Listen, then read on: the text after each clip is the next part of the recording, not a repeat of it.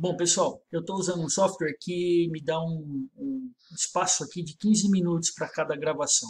E eu tenho que controlar esse tempo. E eu fui falando, quando eu fui ver, passaram-se os 15 minutos e o programa cortou a minha fala.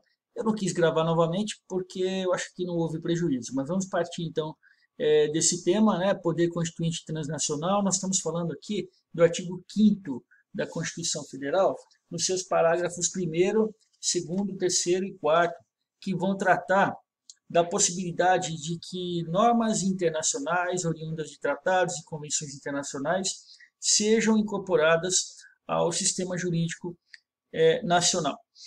O que diz esses artigos? O artigo 5º, no parágrafo 1º, vai dizer o seguinte: as normas definidoras dos direitos e garantias fundamentais têm aplicação imediata. A respeito da eficácia, né, da norma constitucional, esse tema nós vamos tratar oportunamente. Mas o que nós devemos entender é que existem normas que têm eficácia plena, eficácia contida e eficácia limitada. E algumas normas dependem de regulamentação para que elas possam surtir o efeito desejado. Outras normas, elas são de cunho programático, é uma declaração de intenção do constituinte. Portanto, elas não podem ter aquela exigibilidade quanto à sua aplicação, porque o que você tem ali é a declaração de um objetivo, né, a ser conquistado. Por exemplo, a melhoria, o aumento do salário mínimo, né, é uma norma programática. Né. E você tem normas de aplicação imediata. E as normas que nós vamos estudar na próxima unidade, as normas que representam o conjunto das garantias constitucionais, elas são de aplicação imediata. Não é nesse o nosso foco, mas o parágrafo 2º, os direitos e garantias expressos nesta Constituição não excluem outros decorrentes do regime e dos princípios por ela adotados ou dos tratados internacionais em que a República Federativa seja parte. Portanto, o Brasil ele é signatário de tratados internacionais e, uma vez signatário desses tratados, ou seja, tendo participado da feitura ou concordado a posteriori, né, com os termos daquele tratado, aquele conteúdo normativo do tratado ele passa a se incorporar na ordem jurídica nacional. E os tratados e convenções internacionais sobre direitos humanos que forem aprovados em cada casa do Congresso Nacional em 2 turnos por 3/5 dos votos dos respectivos membros serão equivalentes às emendas constitucionais. Então, veja, aqui nós temos a previsão de que aqueles tratados internacionais que envolverem, né, temática de direitos humanos e que tiverem o quórum de aprovação em 2 turnos por 3/5 dos votos, tanto do Senado quanto da Câmara dos Deputados, aquela norma internacional ela entra no ordenamento jurídico com status de emenda constitucional. Vejam que naquela hierarquia entre normas, né, no sistema jurídico, uma norma que é uma emenda constitucional, ela é decorrente do poder constituinte derivado, mas é norma constitucional. Portanto, ela tem, inclusive, ascendência ou uma relação hierarquicamente superior a muitas normas conhecidas e muito recorrentes e consideradas importantes. Pensem que um tratado internacional, por exemplo, que assume o status de norma interna e de emenda constitucional, ele pode revogar um artigo do Código Civil. E foi o que aconteceu, por exemplo, com o Pacto de São José da Costa Rica, que é um tratado internacional que foi incorporado ao direito brasileiro e que revoga, né, a possibilidade da prisão do depositário infiel, né, que estava previsto, inclusive, no contrato de depósito, lá nos termos do Código Civil. E o Brasil, por fim, se submete à jurisdição de Tribunal Penal Internacional, a cuja criação tenha manifestado adesão. Então, vamos perceber aqui uma nova pirâmide, né, a partir da incorporação de normas internacionais decorrentes de um poder constituinte supranacional. Os tratados e convenções internacionais de direitos humanos aprovados com quórum da emenda constitucional, né, votação nas 2 casas, 3/5, tanto o aspecto material, quer dizer, o conteúdo dos direitos humanos, quanto o formal, né, vão constituir, então, norma constitucional, status de emenda constitucional. Agora, existem os tratados, né, e convenções internacionais de direitos humanos que têm, então, portanto, o requisito material atendido, porque é de direitos humanos, mas não conseguiu aprovação pelo quórum de 3/5, né, nas 2 casas. Então, falta o requisito formal. Ele vai ser incorporado? Ele vai ser incorporado no ordenamento jurídico, mas ele não vai ter status de emenda constitucional. A parte da doutrina vai entender que ele não é uma norma infraconstitucional, mas também não é uma norma internacional, não é uma norma constitucional. Ele está no meio. E ele vai ter, então, o status de uma norma supralegal. Não é uma norma constitucional, mas não é uma norma infraconstitucional ou simplesmente legal. Ele está no meio, ele fica num estágio intermediário de supralegalidade.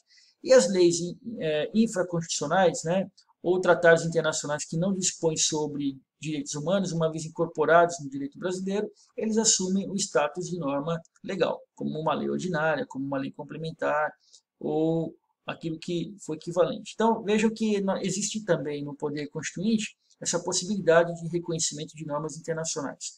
Vamos ficar com isso apenas conceitualmente e não operacionalmente, porque nós precisaríamos entender melhor, né, o processo legislativo para que essa matéria seja dominada. Vocês são do primeiro semestre, vocês estão no início do curso, vocês devem entender o conceito, né, a ideia, né, da hierarquia das normas e também a ideia da forma como essas normas ingressam no sistema e sabendo de antemão que existem normas internacionais que vão ser também incorporadas ao sistema.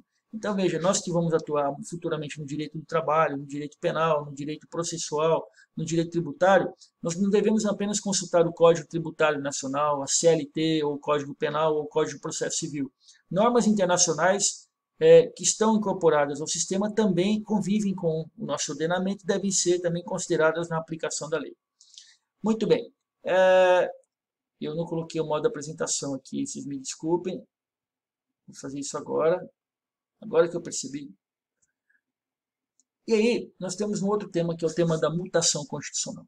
Vejam que vocês já devem estar estudando no direito civil, na verdade na LINDB, que é a Lei de Introdução às Normas do Direito Brasileiro, que existe um expediente, né, que vai explicar como nascem as leis e como elas morrem.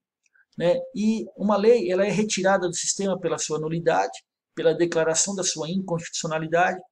Isso se dá de forma difusa ou coletiva, esse é um tema que vocês ainda estudarão. E também a lei ela pode sair do sistema pela sua revogação. Uma norma, né, posterior, incompatível com a vigente, ela revoga essa vigente, ela deixa então de pertencer ao sistema. Uma norma mais especializada, mais específica, ela prevalece sobre uma norma mais genérica, se incompatível. Uma norma hierarquicamente superior, ela prevalece sobre uma norma hierarquicamente inferior. Então, o princípio da temporalidade, cronologia, né, o critério da especialidade e o critério da hierarquia. Acontece que, em se tratando de direito constitucional, muitas vezes as normas elas sofrem uma mudança sem a necessidade de que um novo dispositivo venha substituir o anterior do ponto de vista de um processo legislativo. O que ocorre é a mudança da interpretação daquela mesma norma. O sentido que aquela norma tinha, né, na aplicação do direito aos casos concretos há 10 anos atrás, ele não tem mais hoje. Isso está acontecendo, por exemplo, com uma discussão no Supremo Tribunal Federal a respeito da segunda instância. O princípio, né, do duplo grau de jurisdição, a possibilidade, né, da questão da presunção da inocência, as garantias processuais, elas estão, né, sendo hoje, né, revistas. E depois essa revisão está sendo novamente revista, tem havido oscilação na interpretação dessa questão, por conta de fatores que são extrajurídicos, são políticos, são sociais, visão de mundo, cosmovisão, valores, estão atuando, a sociedade está mudando, e essas mudanças elas atuam também na forma de interpretar o mesmo texto legal. Então a interpretação ela não é necessariamente literal, nós vamos falar sobre a hermenêutica do direito constitucional e vamos perceber diferentes modos de interpretar, técnicas, né, e sistemas interpretativos. Mas por hora vamos entender a mutação constitucional. A mutação constitucional, então, vai nos dizer o seguinte: a norma constitucional ela pode mudar, aqui eu vou até fazer essa correção já, ela pode mudar sem que haja alteração formal do texto da Constituição. É uma revisão informal que apenas altera a interpretação. Aqui eu dou o exemplo da união afetiva, a ressignificação do conceito de família. A família, né, da forma como ela é compreendida, né, pelo Constituinte de 88, ela pressupõe, né, a união entre homem e mulher. Então, homem e mulher constituem família, a procriação como possibilidade, né, ou evidência, né, de que ali temos um núcleo familiar, né, e aí sim a célula da sociedade. No entanto, o conceito de família ele foi ressignificado, ele foi ampliado, e uniões homoafetivas também podem ser entidades familiares, mesmo que dessa união homoafetiva não haja procriação.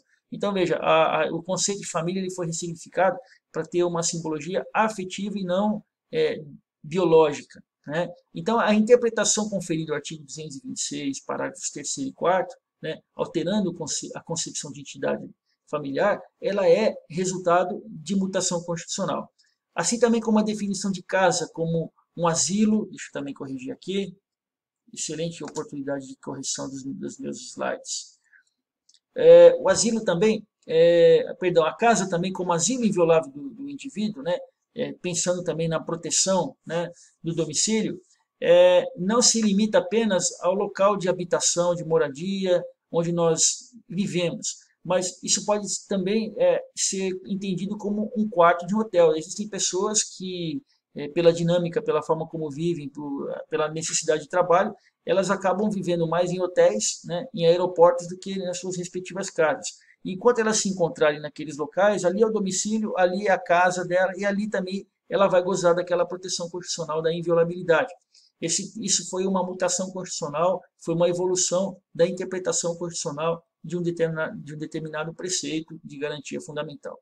Bom, nós temos ainda, por fim, um tópico de mutação que é chamada derrotabilidade, defeasibility, né? Acho que é isso, defeasibility. Nem eu sei pronunciar, passei 6 meses na Escócia e não sei pronunciar isso. Depois eu checo como se pronuncia, porque não é comum esse termo para mim. Agora, a derrotabilidade. Tem por fundamento a impossibilidade de o legislador antever todas as possibilidades de entendimento do enunciado que ele elabora. Assim, certos acontecimentos ocorridos no mundo social, eles se configuram como exceção à regra prevista pelo legislador, derrotando-a. Né? Então, veja, essa ideia da derrotabilidade é uma licença para exceções, né, na interpretação constitucional. Isso aconteceu com relação, por exemplo, ao aborto, nos artigos 124, 126 do Código Penal, e que o aborto provocado, né, ele é um crime, mas excepcionou a hipótese de ameaça à vida da mãe. Então, em caso de aborto necessário, a mãe não estaria cometendo o crime de aborto, quando essa gravidez ela resultasse de estupro. E aí você não vai encontrar outras exceções previstas à lei. Né? No entanto, o Supremo Tribunal Federal entendeu que não deveria ser tipificado, considerado crime, né, o aborto do feto anencéfalo, derrotando assim aquela norma. Então vejam que a gente tem aqui na derrotabilidade, né, uma possibilidade de exceção, né, de licença para exceções a interpretações que são originadas do texto normativo, do texto legal. Pessoal, por enquanto, então, é o que nós vamos digerir como conhecimento, como questões para estudo, ficando então à disposição para perguntas, para questões decorrentes dessa terceira aula, da aula número 3. Eu vou seguir agora com um vídeo para falar um pouquinho de exercícios, de questões que vocês tiveram dúvidas, e vamos tirar as dúvidas com essas questões, tá bom? Até lá, um abraço.